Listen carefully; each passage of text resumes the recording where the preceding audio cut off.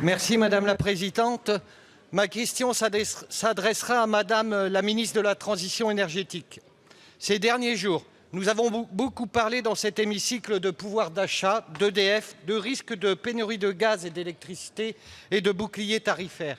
Mais jamais nous avons évoqué ces milliers de familles pour qui les coupures d'électricité et de gaz sont déjà une réalité.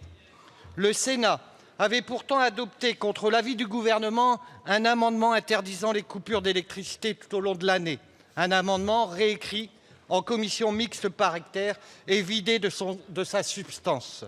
Or, en 2021, selon le médiateur national de l'énergie, près de 800 000 familles ont été concernées par les coupures de gaz et d'électricité pour impayés. Le médiateur milite, comme nombreux de députés sur ces bancs, pour une interdiction pure et simple des coupures d'énergie.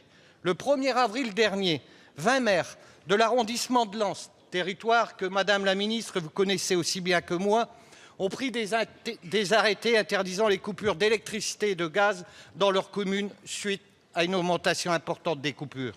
Ma question est simple, Madame la Ministre.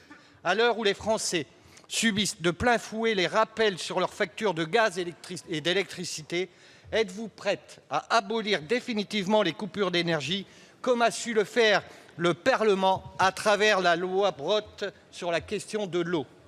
Et pour finir, Madame la Ministre, apporterez-vous votre soutien aux 20 maires de notre arrondissement qui ont su prendre leurs responsabilités et qui risquent de finir au tribunal administratif?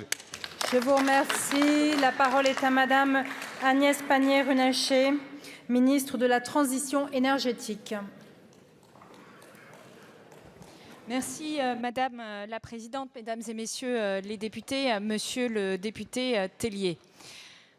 Comme vous, Monsieur le député, j'entends les préoccupations des habitants de mon territoire du bassin minier, un des territoires les plus pauvres de France.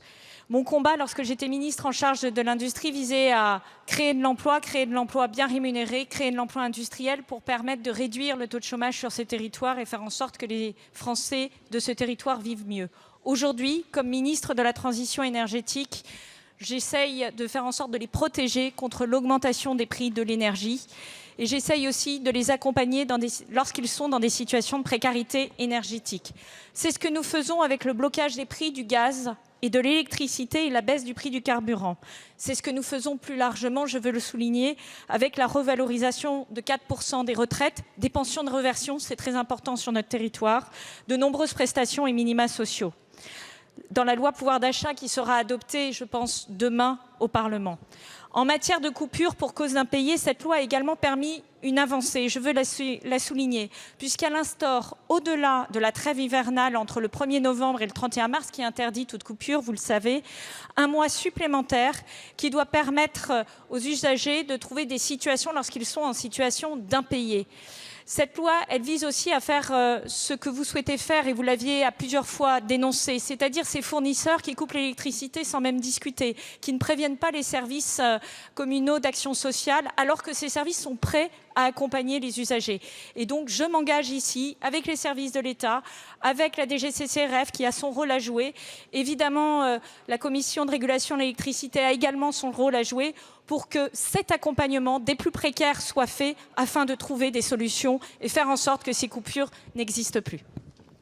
Je vous remercie. Monsieur Tellier. La ministre, c'est juste pour préciser que c'est pire les pratiques de certains fournisseurs, c'est même pas de couper, c'est de résilier, ce qui évite de toute discussion. Du jour au lendemain, ils coupent l'électricité. J'ai vu que dans l'amendement, on l'avait pris en compte, mais pour ma part, on n'est pas allé assez loin.